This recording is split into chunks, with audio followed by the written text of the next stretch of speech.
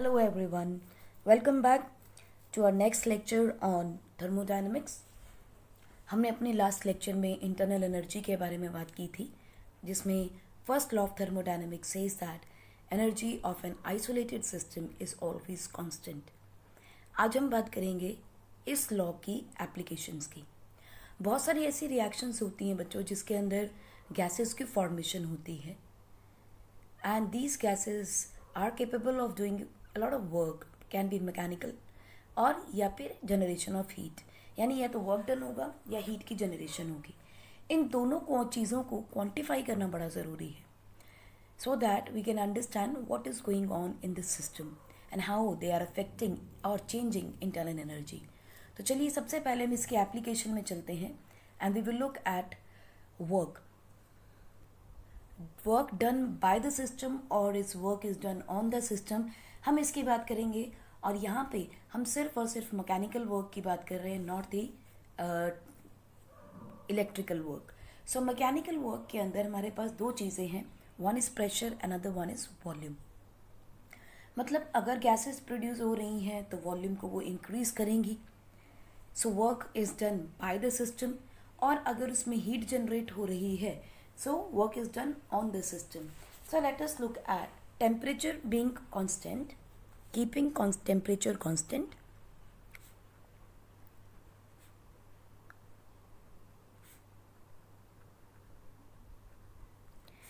By mechanical work done, we are just going to talk the pressure volume work. यानी temperature constant है, mechanical work हो रहा है, pressure and volume are being related. It means they are talking about Boyle's law. Boyle's law क्या था? Isotherm and pressure is inversely proportional to volume. यही था Boyle's law. So let us look at the condition. मानते हैं हमारे पास एक vessel है and this vessel is having a piston. ठीक. नाउ इस पिस्टन की वजह से यहाँ से एक प्रेशर आ रहा है which is the external pressure, और कुछ प्रेशर गैसेज होंगी अंदर वो भी दे रही होंगी which is called as internal pressure. So what is the total pressure? इन दोनों का difference. But at equilibrium between this system and this surroundings, pressure internal will always be equal to pressure external. And what is this volume? This is the internal volume or the initial volume. VI is initial volume. ठीक है जी. And PI is initial pressure. Initial pressure of system. ठीक है जी. Now what is going to happen? Look,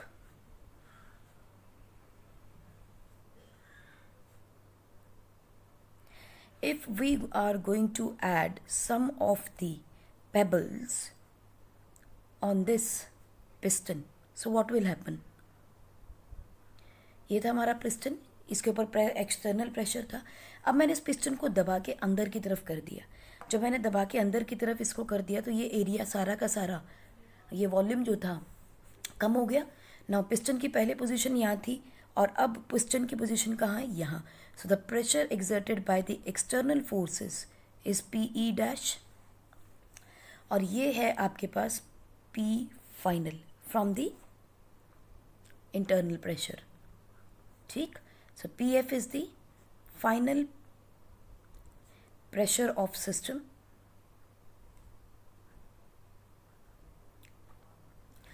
PE dash is the final external pressure,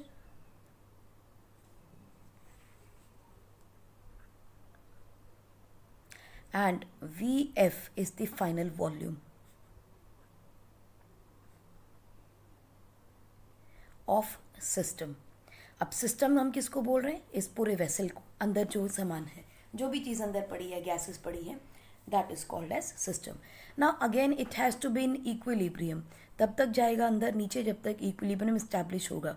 so P E dash should be equal to P final. ये दोनों conditions important हैं, right. So देखो आप, piston जो है it has moved, this piston has moved this much distance. ये distance move किया है पिस्टन ने and it has moved inside, correct. So क्या हम कह सकते हैं कि P E dash is more than P E? Yes, it is shown in this situation. Also we will say अगर P E dash is more than P E है and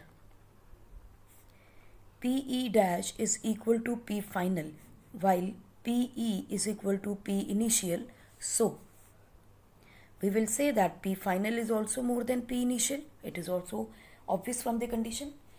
Now by Boyle's law we know pressure is inversely proportional to volume, so definitely PF will be less than P initial. Simple है, pressure अगर बढ़ रहा है तो volume कम होने वाला है according to Boyle's law, right. Now what is the work done? हमें तो मतलब सिर्फ वर्क डन से है. तो हमने क्लास 9 में पढ़ा था कि वर्क डन के लिए दो कंडीशंस इंपॉर्टेंट होती हैं. पहली, there should be a force acting on it and there should be some displacement. Two displacement, and we know that force is equal to pressure into area. And what is area into displacement or the height?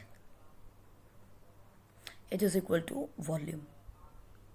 So using these two equations, what we are going to do, pressure into area into this displacement, and using these displacement as the volume, we will write that work done is equal to pressure into volume. Since हमें सिर्फ observation देखनी है, किसको हम focus कर रहे हैं? System को फोकस कर रहे हैं. So we will have to see कि work done on the system या work done on the by the system में क्या इंपॉर्टेंट कंसिडरेशन रखना है कि जब भी प्रेशर इंक्रीज होगा यानी कंप्रेशन होगा, pressure if increased causes compression, so what is going to happen? Volume will be reducing. और अगर प्रेशर को हम कम करते हैं, it will called expansion and volume will be increasing, right. इसका मतलब अगर सिस्टम काम करता है यानी प्रेशर को बढ़ा रहा है, ठीक है, कंप्रेशन होगा अगर, so work is done on the system क्योंकि वॉल्यूम कम हो रहा है, सिस्टम के पास से एनर्जी कम होगी. अगर प्रेशर कम होता है तो वॉल्यूम एक्सपैंड करेगा, सिस्टम काम करेगा. एंड वी नो दैट दोनों चीज़ें ऑपोजिट डायरेक्शन में हो रही हैं. सो we can say that force and displacement of the system will be in opposite direction.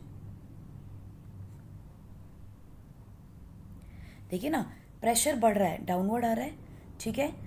Pressure जो है अगर बढ़ेगा, इंक्रीज करेगा तो वॉल्यूम नीचे आ रहा है. प्रेशर अगर कम होता है यानी वॉल्यूम बढ़ेगा.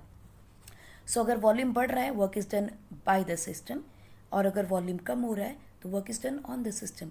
सो यानी प्रेशर और वॉल्यूम का रिलेशनशिप ऑपोजिट होने की वजह से we will always say that work is equal to negative of pressure and to volume. What is this volume? This is the delta V. So इस इक्वेशन को ध्यान में रखते हुए let us look at the work done and in the current situation जब हमने compression cause किया है. In case of compression, delta V is reducing because we know F final is less than V initial. So what is it going to be? Delta V will be equal to negative. So work done is equal to minus P into minus delta V. So ये कैसा आ गया? Positive work done हो गया. Now look at it. Work is done on the system. जब on the system होता है तो हमेशा वर्क डन पॉजिटिव होता है. So work is done on the system, इसीलिए वो कंप्रेस हो रहा है, उसका वॉल्यूम कम हो रहा है तो वर्क डन पॉजिटिव हो गया है. Similarly if there is expansion. Expansion का मतलब V final is more than V initial. So क्या होगा delta V? V final minus V initial, since V final is more than V initial, so it is going to be positive. So work done क्या हो जाएगा? Minus P delta V. What is this P delta V? It is going to be minus P plus delta V. So work is done negative. So negative work done का मतलब क्या होता है? Work done by the system. Expansion हो रही है, system काम कर रहा है, यानी system is stronger than the surroundings. Now एक और चीज़ देखिएगा, जब हम इसमें प्रेशर की बात करते हैं बच्चों, हम इस इंटरनल प्रेशर को मेजर नहीं कर पाते। हम किसे मेजर कर पाते हैं? एक्सटर्नल प्रेशर को, क्योंकि वो हमें पता है। अगर हम प्रेशर को कम कर रहे हैं या बढ़ा रहे हैं तो हमें दोनों चीज़ों का पता होगा। मान के चलते हैं, कंडीशन देखते हैं, एक एक्सपेंशन वाली कंडीशन भी देख लेते हैं। लेट अस लुक सी कि यहाँ पर हमने एक पिस्टन लगाया था और इसके ऊपर हमने कुछ पेबल्स रखे थे, ठीक है, टू इंक्रीज दिस प्रेशर। सो यहाँ भी प्रेशर एक्सटर्नल क्या है, ये। अब अगर हम प्रेशर को कम कर दें, ठीक है जी, सो ये है आपका वी इनिशियल। प्रेशर को कम कर दिया तो ये थी initial position of the piston. This is the initial position of piston.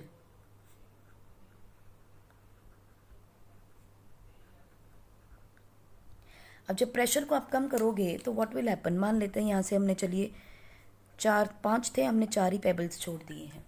Now this is what P E dash, ये है जो हमें देखना है। This is the causing the change. So हमें किस प्रेशर को कंसिडर करना होगा? We have consider this P E dash, क्योंकि अब जो इंटरनल प्रेशर होगा that will be P I dash.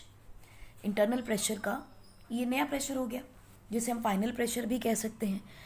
हमें ये भी नहीं पता, पर हमें ये पता है कि ये प्रेशर कितना होगा, राइट। और यहाँ पे देखिए एक्सपेंशन हो रही है, V is increasing, there is a displacement, so this is my V final. So here V final is more than V initial, but हम सिस्टम काम कर रहा है या सिस्टम पे काम हो रहा है, ये जानने के लिए कौन सा प्रेशर यूज करेंगे? We will use PE dash. So this is going to be the pressure that we will consider to understand whether the work is done on the system or by the system. So final equation में आप लिख सकते हो minus PE delta V. Right? This is the work done in case of expansion. तो जितना भी हमने अभी देखा है उसमें हमने क्या नोटिस किया? सबसे पहली चीज that only when external pressure is constant और इक्विलिब्रियम इज मेंटेन्ड, यानी जितना प्रेशर बढ़ाया उतना ही प्रेशर हमारा इंटरनल भी बढ़ गया, और जितना कम किया उतना इंटरनल भी कम हो गया, यानी system and surrounding they are totally in equilibrium. So only when pressure external is constant और equilibrium is maintained between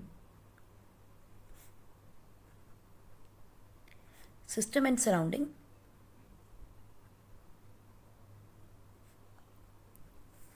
W is equal to minus PE delta V is applicable.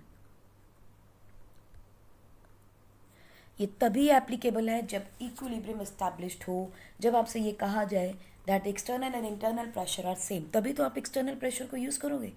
अगर ये सेम ना हो तो you can not use, because we have to use actually this in pressure of the system, यानी internal pressure को हमें use करना है. So if P is not constant, यानी pressure is not constant, right?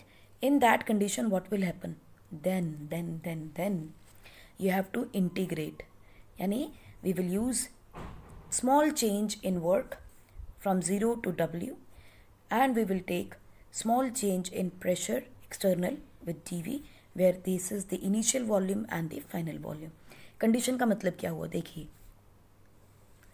अगर हमारे पास ये प्रेशर टू वॉल्यूम ग्राफ है, ठीक है, और हमारे पास ग्रेजुअल चेंज हो रहा है, तो वी कैन से कि this is the initial pressure and this is the initial volume. Correct? In case of final volume, let us say this is the final volume and we say this is the pressure final. ठीक, अब अगर हम देखें, okay, pressure has to increase in, okay, अगर हम case देख रहे हैं, चलिए in case of expansion, expansion में क्या होगा, प्रेशर कम होता जाएगा, वॉल्यूम बढ़ता जाएगा. So you can say that this is going to be the graph, right. धीरे धीरे प्रेशर कम हो रहा है, वॉल्यूम धीरे धीरे इंक्रीज कर रहा है. सो ये है अगर फिक्स्ड वॉल्यूम मिल जाए हमें. लेकिन मतलब ये कि अगर लगातार हम सिर्फ इनिशियल और फाइनल पोजीशंस को देखें तो this is going to be an irreversible change, यानी कि इक्विलिब्रियम स्टैब्लिश हो रहा है. What if we are talking about and one given point, यानी इंस्टेंटेनियस पॉइंट की बात करें, इस पॉइंट के ऊपर हमें बताइए what is going to be the change. Now it is still under the process. So हम क्या करेंगे, हम ले लेंगे इंस्टेंटेनियस पॉइंट. हम एक छोटा सा पॉइंट ले लेंगे and we will say let PE is constant. हम इसको यहां पर मान लेंगे कि इस पर्टिकुलर पॉइंट पे ये प्रेशर कांस्टेंट हो गया है. ठीक है. सो what is the change in volume, change in volume is this much and what is this, dV. ठीक, this is a small change in volume. So integrate करेंगे जब हम, तो हमारे लिए पूरे के पूरे रिलेशन का आ गया, right from 0 to W and V initial to V final. Integrate करेंगे dV को, यानी कि इतने छोटे छोटे पॉइंट्स को ऐड करते जाएंगे. So we know that work done is equal to minus PE VF minus VI for given values. अगर हम देखें तो ये वैल्यू बनेगी हमारी, जहाँ पर PE क्या होगा, what is the final in between pressure, it is the P initial plus जो initial pressure था ये plus the change in the dP. Pressure जो है वो उसका फर्क पड़ेगा. But this dP can be plus और minus. In this case like expansion हो रहा है तो प्रेशर कम हो रहा है. So we will say P initial, this is P initial and this is P final. So P initial में से कुछ वॉल्यूम कुछ प्रेशर डिक्रीज करेगा, नेगेटिव भी आएगा, पॉजिटिव भी आ सकता है. Since we are taking the expansion we can take it as negative also. So now बस ये है कि ये दोनों चीज़ें हो सकती हैं, पॉजिटिव भी हो सकती है और नेगेटिव भी हो सकती है. सो what is dP, dP is infinitely small change in pressure that can be considered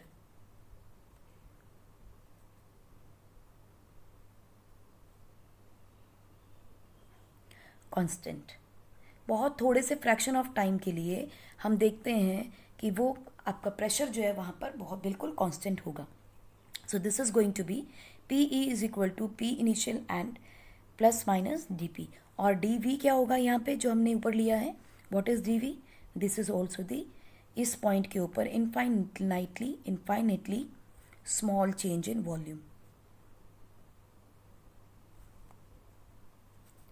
correct. और मोस्टली क्या होता है बच्चों कि इस तरह का चेंज हमें मिलता है रिवर्सिबल थर्मोडायनेमिक प्रोसेसेस के अंदर, क्योंकि वो बहुत धीरे धीरे हो रहे होते हैं. At any time we can reverse it, वापस आ सकते हैं. ठीक है. So such kind of changes are usually seen in reversible thermodynamic processes. So हम लिख सकते हैं that in reversible thermodynamic processes change occurs at very smaller or very small values. Infinitely small values पे changes होते हैं in case of reversible processes. और जो आपकी फाइनाइट होंगे वो इजीली हम देख सकते हैं and there is a major change, यानी डेल्टा V को कैलकुलेट करना इजी हो जाता है. So we can say that PE is equal to P initial plus minus dP. अगर प्लस लिखते हैं तो इट इज कंप्रेशन, क्योंकि प्रेशर बढ़ रहा है, as pressure will increase, and negative लिखते हैं if it is expansion. So अगर pressure कम हो रहा होगा. ठीक. So in case of work done in case of reversible processes जो हम बात करेंगे that will be equal to minus PE, क्योंकि उस particular time के लिए हमने pressure को constant मान लिया था, and then dV right from V initial to V final. ठीक. अब हम यहाँ पे एक और चीज़ भी लिख सकते हैं that V reversible is equal to minus negative में P initial plus minus DP, ये भी लिख सकते हो क्योंकि pre external is equal to this much into DV, where it is going to be raise to the V final to initial to final, right. So दो expressions हमें मिल जाएंगे for work done. Also we know that PV is equal to nRT from ideal gas equation or P will be equal to nRT upon V. Correct? Since हमने P external को से यहाँ पे constant मान लिया है, so what we can do? We will say that work done is equal to minus V initial to V final nRT. Instead of pressure we can use this and then dV, right? अब nRT तो constant है, इसमें कोई नहीं, gas constant है, temperature and number of moles of gas उसमें कोई changes नहीं आएंगे. So nRT can come out. Now we are going to integrate from initial to final dV upon V. अब अगर इंटीग्रेशन थोड़ी बहुत आती है तो बहुत अच्छी बात है, नहीं तो मुश्किल हो जाएगी. सो इंटीग्रेशन का बच्चों एक रूल है that integration of dV upon V is always equal to negative of log E V final upon V initial. ये इंटीग्रेशन का रूल होता है. सो इसी रूल को यूज करते हुए we will write minus nRT, इसको हटाएंगे तो what will you write log to the base E. Okay, this is not negative, this is just equal to, positive होता है. So log to the base E V final upon V initial, right. अब log to the base E को अगर मुझे log to the base 10 में convert करना हो, what I'll do, I will multiply this by 2.303. So use कर लेते हैं इसको. हम क्या लिखें, क्योंकि log टेबल 10 का मिलता है हमें, E से नेचुरल log से नहीं मिलता. So 2.303 nRT log to the base 10 V final upon V initial. This is going to be the work done in case of reversible cases. So यहाँ लिख सकते हैं for slow और रिवर्सिबल प्रोसेसेस. कौन से प्रोसेसेस? Thermodynamic process. तो फिर irreversible के लिए क्या यूज़ करेंगे? Yes, we know that it is P delta V. This is going to be use for the reversible process. Irreversible for fast और इरिवर्सिबल थर्मोडायनेमिक प्रोसेसेस. तो ये दोनों चीज़ें आपको याद रखनी है. अब कई बार दिमाग में ये आता है कि अगर हम ये इक्वेशन यूज़ करते, चलो ये तो सिंपल हो गया, हमने सॉल्व कर लिया, अगर हम P internal plus D minus DP और DV को यूज़ करते तब क्या होता. तो बच्चों ध्यान रखिएगा दैट जब इसको करोगे तो क्या लिखोगे, P इंटरनल इंटू DV, जो कि ये आ गया P इंटरनल, और external into DV, P initial to DP, and then you will write DP into DV. खोलोगे जब DP इंटू DV करोगे. Now this value is very very small comparative to other. ठीक है, so we just ignore this value at the moment to derive an expression और हमें ये value as it is मिल जाएगी. So what you will write, negative initial to final P internal or the initial into DV. ठीक. सो जो भी pressure आपको consider करना है, जिस पॉइंट के ऊपर आप बात कर रहे हो, that pressure will be taken at. So we can just say, इसको रीराइट किया जा सकता है V initial to V final P into DV. So look at it, we have reverse gone back to the same equation.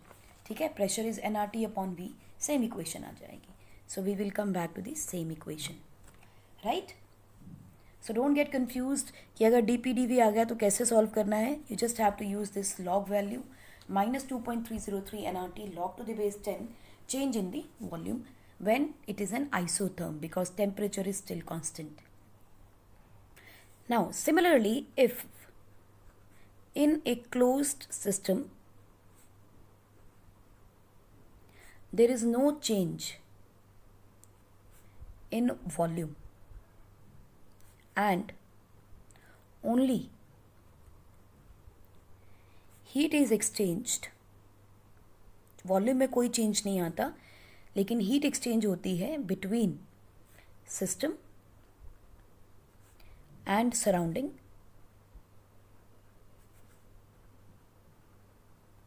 Then we know that what is constant? Volume. और जब volume constant होता है तो उसे हम क्या बोलते हैं? आइसोकोरिक.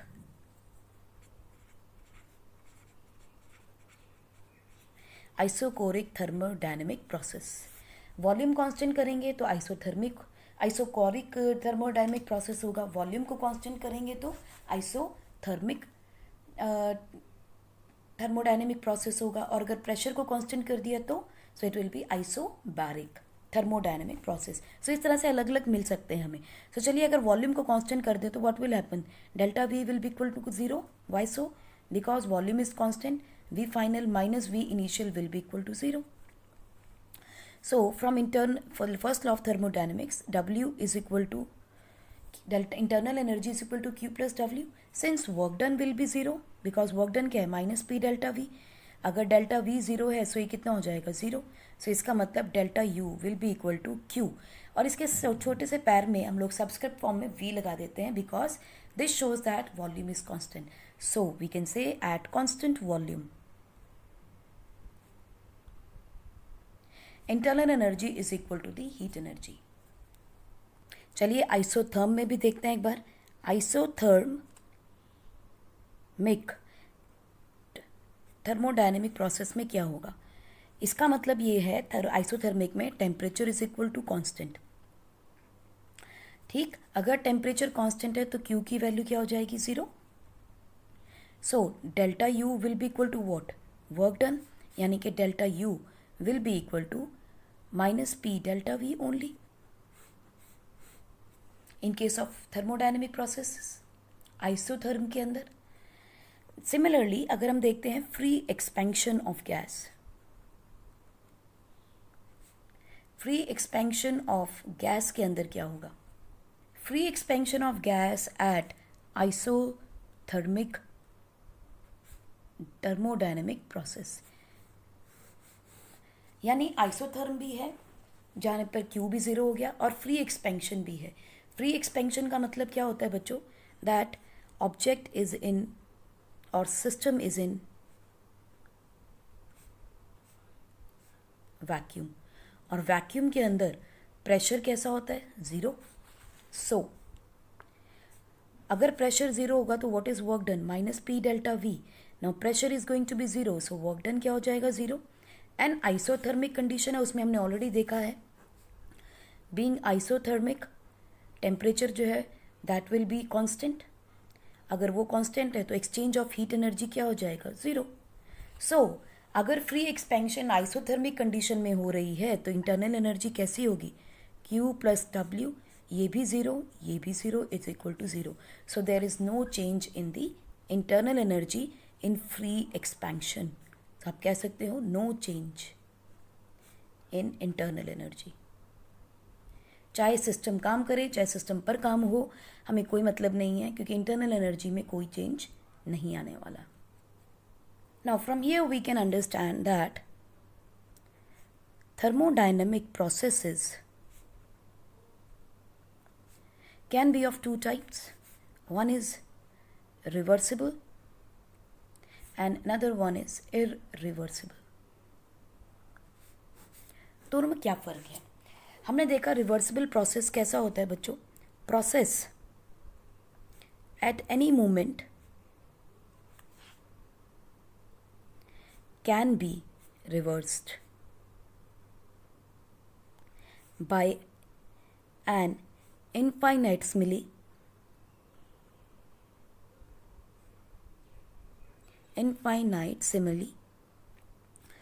चेंज. जब बहुत छोटे छोटे चेंज हो रहे हैं तो हम उसे रिवर्स कर सकते हैं. आइडियल इक्वेशन होती है. This is the ideal equation. This is the ideal condition. ऐसा माना जाता है. ठीक है. और इरिवर्सिबल प्रोसेसेस क्या होते हैं? Now the changes occur at larger scales. यानी कि हम लोग उसे फाइनल एंड इनिशियल को इजीली कैलकुलेट कर सकते हैं. And these conditions are practical. हम प्रैक्टिकली इन्हीं चीज़ों को देखते हैं. कि कंडीशंस धीरे धीरे हो रही हैं, ये तुम्हें पता ही नहीं चलता, जब ब्लास्ट हो जाता है तभी पता चलता है अरे कुछ something has happen. Now these processes, reversible processes occur at very slow pace by a series of equilibrium states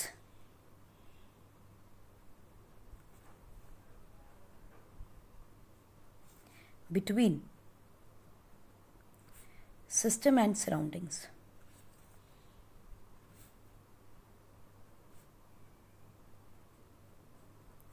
Right? But this reaction occurs at very fast pace. These can be reversed, but अगर हम irreversible process को देखें, it cannot be reversed.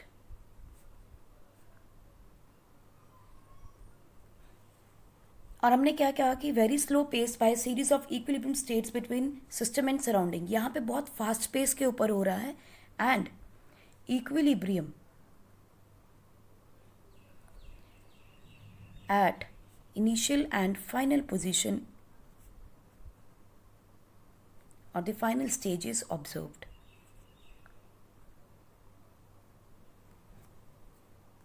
इसे हम रिवर्स क्यों कर पाते हैं? बिकॉज द ड्राइविंग फोर्स और द फोर्स जिसकी वजह से चेंज आ रहा है, यानी वो pressure, the driving force is slightly different from opposing force. यानी दोनों फोर्सेस में बहुत थोड़ा सा चेंज होता है, सो इसीलिए उसको रिवर्स करना फिर भी प्रैक्टिकली पॉसिबल हो जाता है. But in case of irreversible changes, the driving force is very is slightly different. It is very much different. Is very much different from opposing force. यानी दोनों फोर्सेस में बहुत ज़्यादा फोर्सेस डिफरेंस होता है, जिसकी वजह से उसे हम रिवर्स नहीं कर पाते. इसके अलावा भी थर्मोडायनेमिक प्रोसेसेस को हम कुछ और तरीकों से भी जानते हैं. Thermodynamic processes can be of 4 types. Further 4 types, यानी एक तो हो गया रिवर्सिबल, इरिवर्सिबल. अब फर्दर 4 टाइप्स कौन कौन से हैं देखिए.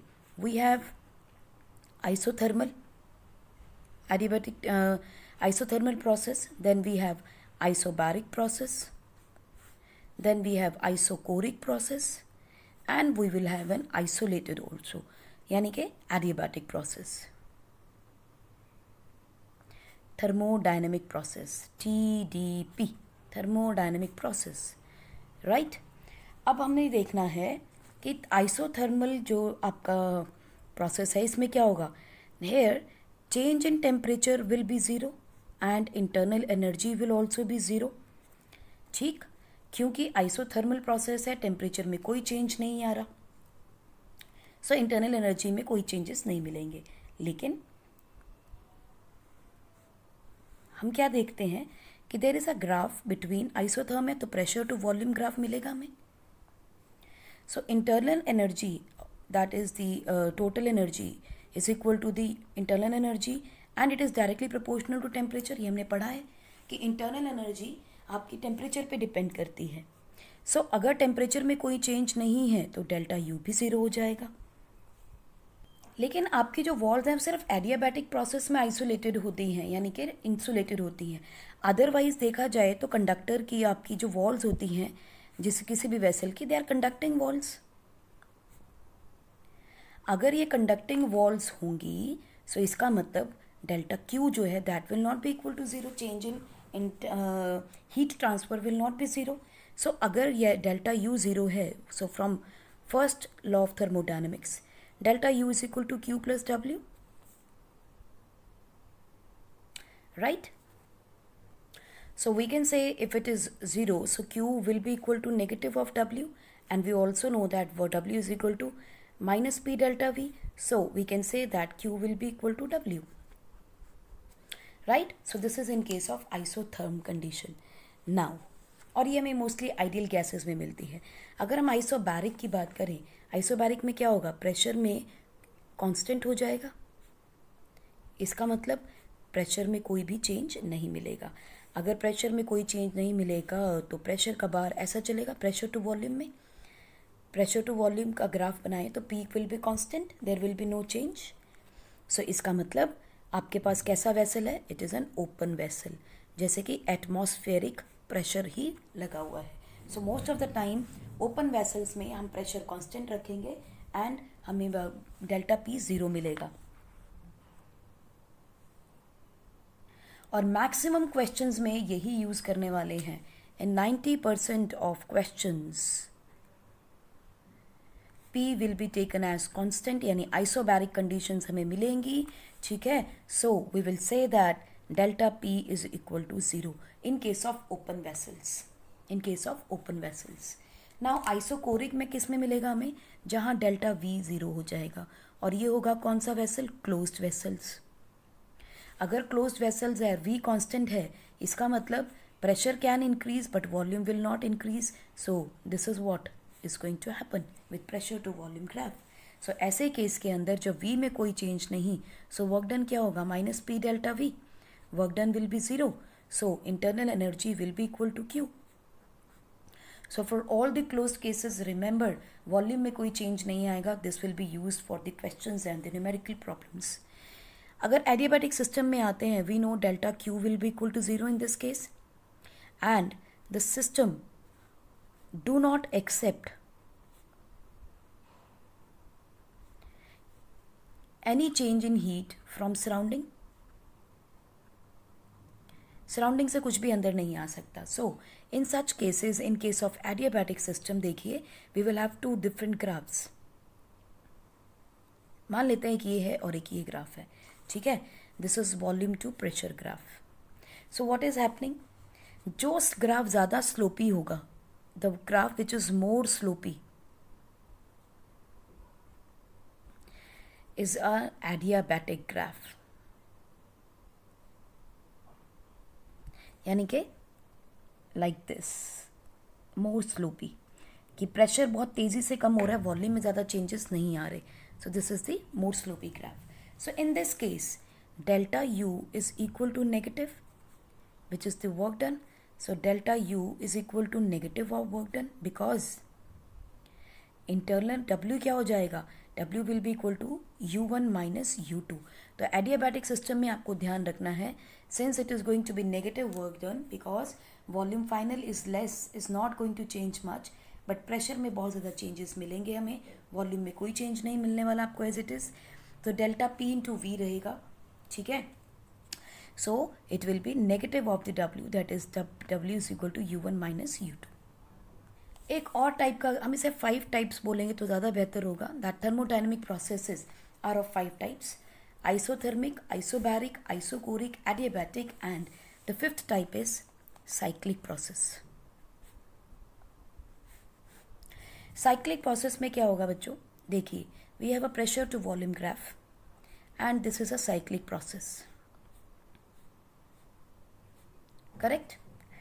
Let us say we have A, B, C and D. Now in cyclic process में क्या होता है, cyclic का मतलब होता है it comes to the same place, comes back to the same place or the same stable condition or the same state, ठीक, एक ही जगह पे आके वापस रुक जाएगा, A से शुरू वापस A पे आ गया। और साइक्लिक प्रोसेस में क्या होगा, process is going to be variable changes आएंगे इसमें, प्रोसेस है, चेंजेस तो आने ही आने हैं, करेक्ट। अब देखो अगर हम A टू B देखें तो what is happening, from A to B delta V is equal to zero, similarly C to D delta V is equal to zero, यहाँ कोई चेंज नहीं, वर्टिकल ग्राफ है, ये हॉरिजॉन्टल ग्राफ है। सो आप कहोगे BC एंड AD के अंदर आप देखेंगे तो delta P is equal to zero, correct. हम देख रहे हैं यहां से शुरू हुए, यहीं पे वापस आ गए हम लोग। सो इसका मतलब डेल्टा H जो है वो कैसा होगा, वो भी ज़ीरो। तो पॉइंट आपको जो ध्यान रखना है वो ये है कि अगर आपके स्टेट वेरिएबल्स हैं, स्टेट वेरिएबल्स जो भी होंगे, ठीक है, in cyclic process always comes to zero. क्योंकि देखो ये क्या है, इस डायरेक्शन में जा रहा है, ये इस डायरेक्शन में जा रहा है, नलीफाई हो जाएंगे, नेगेटिव हो जाएगा, जीरो हो जाएंगे, ठीक। बट आप देखेंगे small q and w, that is heat and the w are path functions, यानी they depend on the path followed. So आप देखेंगे delta q will not be zero and delta W will not be zero, and total work done will not be zero, and total heat given or taken will not be zero. So just to summarize, we can say that the thermodynamic types कितने हैं, types of thermodynamic processes क्या हैं? We have isotherm, isochoric, isobaric, adiabatic and cyclic. Now these all are reversible as well as irreversible. So ये सारे के सारे reversible irreversible भी होते हैं, राइट। सो साइक्लिक में इतना नहीं जरूरत पड़ेगा आपको, साइक्लिक में रिवर्सिबल रिवर्सिबल की, बिकॉज साइक्लिक प्रोसेस में हम वापस उसी स्टेट में आ ही रहे हैं। So that is why cyclic में हम ये डिफ्रेंशिएशन नहीं करते, but all other will be differentiated into reversible and the irreversible processes. Also we can remember that heat and work done अगर हम देखें, दोनों कंडीशंस जो भी हमने देखी, इन दोनों कंडीशन में when heat is given to the system, यानी Q, जब हीट दी जाती है तो पॉजिटिव हो जाता है, when heat is taken from the system it is negative, or you can say when heat is given by the system it is negative, ठीक।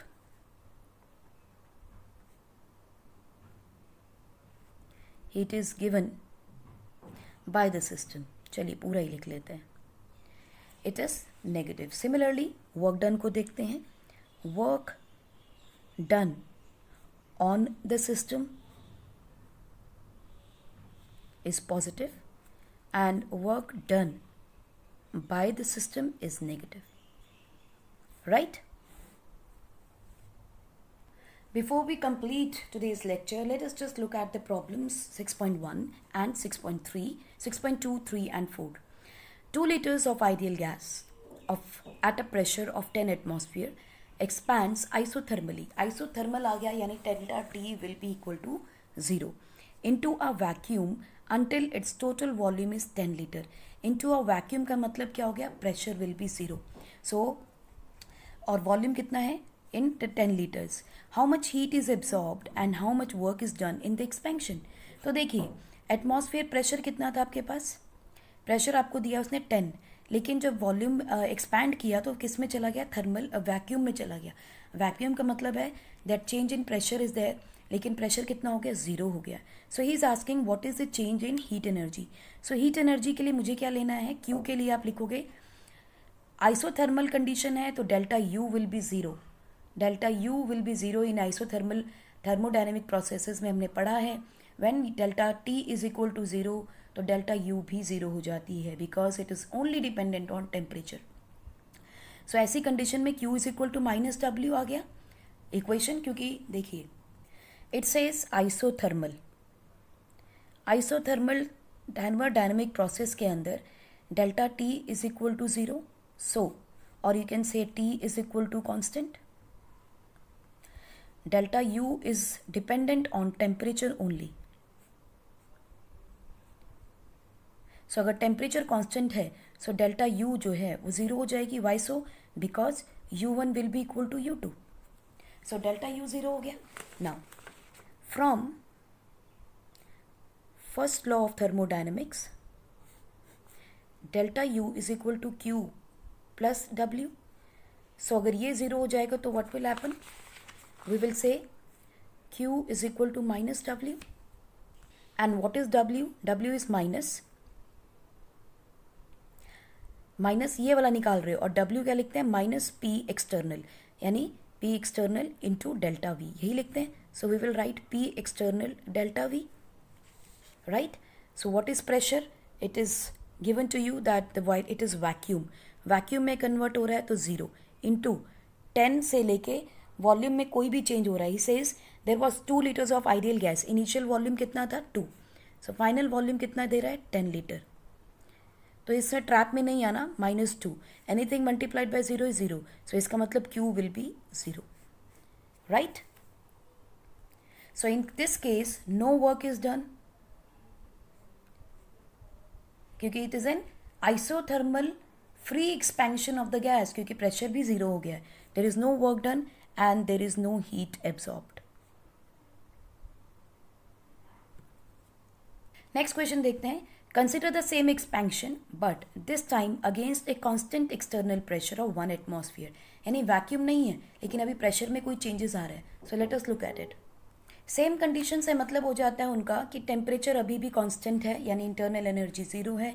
थर्मोडायनेमिक प्रोसेस के हिसाब से देखें तो delta U is equal to Q plus W, internal energy 0. So we will use again the same equation, that is Q is equal to minus W. Now he says that the pressure is going to be 1 atmosphere. अगर pressure 1 atmosphere है तो we know that work done will be equal to minus P delta V. What is this? Minus 1 into what is change in volume? 10 minus 2. So it is going to be minus 1 into 8. So work done is कितना? 1 minus 8 joules. अगर ये minus 8 joules आ गया तो Q कितना हो जाएगा? Work done मिल गया हमें minus 8 joules. What is Q? Q is equal to minus W. So minus 8 minus, so ये कितना आ जाएगा, माइनस माइनस पॉजिटिव हो जाएंगे. So we will that Q is equal to 8, और प्रेशर की यूनिट क्या होती है, एटमॉस्फेयर, वॉल्यूम की है litre. So it is Q will B 8 atmosphere litre. Now let us look at the problem number 6.4. Consider the same expansion to a final volume of 10 liters conducted reversibly. ठीक, reversibly आ गया तो इसका मतलब we can not use the irreversibly expanding equation, that is W is equal to minus P delta E V, हम use नहीं कर सकते. Now let us look how to solve it. Then question since they are saying that the conditions are same, इसका मतलब delta T 0, delta U भी 0, so Q is equal to minus W. ये तक की equation हमारी same रहने वाली है, right? But they are saying that the process is reversible and the change final volume is equal to 10 liter. तो आपको याद है इनिशियल वॉल्यूम भी क्या था, 2 लीटर्स था. फाइनल वॉल्यूम भी आपको गिवन है and they have given the condition is reversible process. ठीक, so what we are going to use, Q will be equal to minus W which is going to be equal to minus W. So हमें पता है कि work done क्या होता है, -2.303 log nRT log to the base 10 V final upon V initial. Now ये negative है, ये भी नेगेटिव है, so will say minus 2.303 nRT log to the base 10 V final upon V initial. So ये हो जाएगा आपका 2.303 nRT log to the base 10, final volume is 10 and initial volume is 2. So ये हो जाएगा 5 कैंसिल करके. So you will get 2.303. Now इसमें हमें आइडियल गैस दिया है एट प्रेशर 10 एटमॉस्फेयर जो शुरू हुई थी, लेकिन प्रेशर कितना गिवन है आपको, 10 एटमॉस्फेयर. सो NRT की जगह हम क्या यूज़ कर सकते हैं, आप इसमें NRT की वैल्यू ले सकते हैं and then log to the base 5. If the values are given to you, well and good. Otherwise you can take the ideal conditions, क्योंकि ये आइडियल गैस की बात कर रहे हैं. So we can take normal condition. R can be taken as 8.314 into 10 raised power minus 2 atmosphere liter mole Kelvin. क्योंकि यहाँ temperature kelvin में आएगा, नंबर ऑफ मोल्स हम ले सकते हैं 1 and temperature you can take 273 Kelvin. Not 273 Kelvin, it will be 2. Okay, standard conditions में लेंगे ठीक है, 273 Kelvin can be taken. So यहाँ से इन वैल्यूज़ को पुट करके you can calculate the value of Q, and जो भी आंसर आएगा that will again be litre atmosphere. Right? So with this we come to an end of this lecture. So thank you so much for watching it patiently and have a wonderful day ahead.